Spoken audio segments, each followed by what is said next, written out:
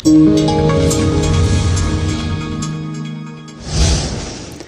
proces zgjedhor shoqërohet me kontestime e debate politike kur produkti është prodhimi vetë klasës politike. As ndryshimi i sistemit apo ndërhyrjet në kod nuk u sjellin paqe përfaqësuesve të subjekteve politike, ndërsa ulen në tryeza diskutimesh e propozimesh me ekspert vendas dhe të huaj. Diskutimi ofron një panoramë deri diku bashkëpunuese. Edhe kësaj radhe, diskutimet premtojnë për hartimin e një drafti ku të përfshi jo vetëm shqetësimet e palëve në proces, bashkë me konstatimet dhe propozimet e përfaqësuesve të Bashkimit Evropian dhe OSBE-s. Tryeza organizuar së fundmi nga Komisioni i Posaçëm i Reformës Zgjedhore trajtoi një nga momentet më të debatuara jo vetëm mes shumicës dhe pakicës. Keqpërdorimi i burimeve shtetërore dhe administratës mbetet shqetësimi çdo raporti të organizmave ndërkombëtare. Por me çfarë u përballën palët në këtë takim, cilat ishin diskutimet mes ekspertëve vendas dhe të huaj, i diskutojmë me kolegun Indrit Maraku.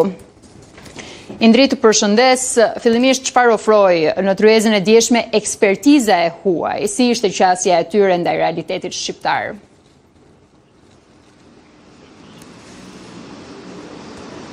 Dy bashkëkryetarët e reformës zgjedhore, Loneta, në fakt kishin dëshirën që ta quajnë një mbledhje të Komisionit Posaçëm të Reformës Zgjedhore dhe jo një tryezë, sepse të tilla tryeza bëhen shpesh në Tiranë, të organizuar nga politika, por jo vetëm, dëgjohen shumë fjalë dhe më pas nuk bëhet asgjë. Ndaj dy bashkëkryetarët kishin këtë meraku në thonësaj që mos ta konsideronin thjesht një tryezë, por si një mbledhje të zgjeruar të Komisionit Posaçëm të Reformës Zgjedhore, ku ishin ftuar ekspertë të ndryshëm të proceseve zgjedhore për të dhënë kontributet dhe eksperiencat nga vende të ndryshme se si përballen ato me problematika të ndryshme të proceseve zgjedhore. Ajo e djeshme ishte kryesisht e fokusuar tek problematika e keqpërdorimit të burimeve të administratës, dhe këtu bëhet fjalë për burime njerëzore, por dhe për burime financiare për mjetet e administratës, pra ishte një problematik e zgjeruar, gjë që është evidentuar në fakt dhe në raportin e fundit të OSBE-Odirit për zgjedhjet e fundit parlamentare që kemi pasur në vend, ku me shqetësim nënvizoi fakti që fusha e lojës nuk ishte e barabartë për gjithë aktorët, dhe një nga arsyet pse kjo fushë e lojës nuk ishte e barabartë për gjithë aktorët ishte sepse mazhoranca, ajo që drejton vendin, kishte avantazhin e saj duke qenë ndihmuar pikërisht nga administrata e shtetit, nga administrata e vendit dhe nga resurset e saj financiare, por jo vetëm. Në të sens ishte mjaft interesante të shikohet se si ekspertët ndërkombëtar shpjegonin që nisur nga praktika e tyre nuk mjaftojnë ndryshimet zgjedhore, nuk mjaftojnë ndryshimet në kod zgjedhor apo në ligje të ndryshme që lidhen me procesin zgjedhor për të sjellë një ndryshim real nëse nuk ka një frymë dhe një dëshirë bashkëpunimi për ta sjellë këtë ndryshim. Dhe kjo është një nga elementet që është përsëritur nga përfaqësuesi eksperti i Bashkimit Evropian, zoti Ivanov, që ishte në tryezë, duhet jeni më bashkëpunues, the ai, për Bashkimin Evropian është më shumë se sa një ndryshim i legjislacionit, ajo që kërkohet. Ndërkohë që dhe OSBE kishte ekspert në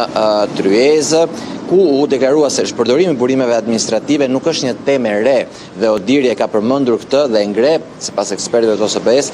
në shumë vende që përfshin janë pjesë e kësaj organizate, duke qenë edhe Shqipëria gjithashtu pjesë e këtij shqetësimi, në mënyrë të përsëritur pra ngrihet si shqetësim, duket sikur sipas ekspertëve të OSBE-s pra nuk është një fenomen ngushtësisht që lidhet me vendin tonë. Kemi dëgjuar në tryezën e dieshme të merren shembuj të ndryshëm, gjerësisht u mor shembulli i Hungarisë dhe procesit fundit zgjedhor atje. Mbetet pra një nga çështjet më të vështira për t'u adresuar dhe qëndron në atë kryqëzimin ku bashkohet ligji, politika, etika dhe administrata. Të gjitha këto po i nënvizoj sepse në një farë mënyrë nga ekspertë të ndryshëm janë përmendur për të treguar se sa komplekse është situata dhe si gjithmonë në këtë kemi dëgjuar shpesh në vendin tonë, kuadrin ligjor hera herës e kemi mjaft të mirë, por çalojmë tek zbatimi i kuadrit ligjor. Gjithsesi unë doja që të dëgjojmë pikërisht nga këta ekspertë disa prej sugjerimeve të tyre. Parandalimi i shpërdorimit të burimeve administrative është një nga mënyrat më të rëndësishme për të mbrojtur këtë parim.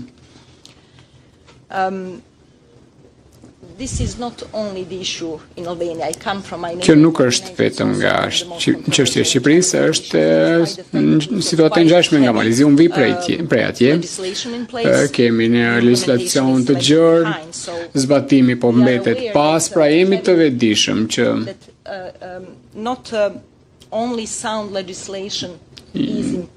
nuk është në rëndësi vetëm të pasurit të një legjislacioni gjithëpërfshirës, por të keni qartësi të përgjegjësive dhe roleve në kuadrin ligjor. Përveç kësaj, bashkëpunimi efektiv ndërinstitucional është thelbësor për zbatimin e rregullave, lançimi i politikave, shpallje të cilat mund të krijojnë klientelizëm, të tërheqin votuesit, angazhim apo punësim në administratë publike, shpallje të projekteve të mëdha infrastrukturore, allokime të mëdha buxhetore, rritje pagash, pensionesh, përfitimesh sociale, grante, leje ndërtimi, legalizim ndërtimesh, falje borxhesh, falje gjobash. Pra besoj që të gjithë ju e dini se për cilat praktika po flas, dhe çështja është që nëse keni ndalime dhe kufizime për këto praktika, zakonisht ka zbrastira në legjislacion apo çështje interpretimi dhe ju keni nevoja të jashtëzakonshme për të arsyetuar praktika të tilla në ministrin. Që deklaroj se të moshuarve do t'u jepej një pensioni 13, ligji në fakt nuk e ndalon këtë gjë, dhe mekanizmi është që vendimi u bë përpara se të shpalleshin pra data e zgjedhjeve, por vendimi pastaj u zbatua gjatë fushatës, që është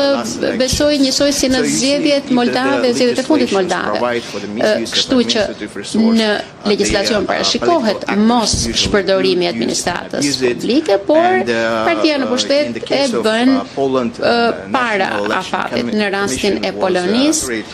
Hungaria 2020, zgjedhjet parlamentare të 2026 të Hungarisë, rast interesant edhe ky, ku partia në pushtet u përfshi e gjitha duke shpërdoruar burimet publike. Në fakt ata kanë vite që e bëjnë këtë gjë, ndonjëherë legjislacioni nuk ka fare relevancë, pra nuk është i rëndësishëm për përdorimin apo shpërdorimin nga partia në pushtet e burimeve publike.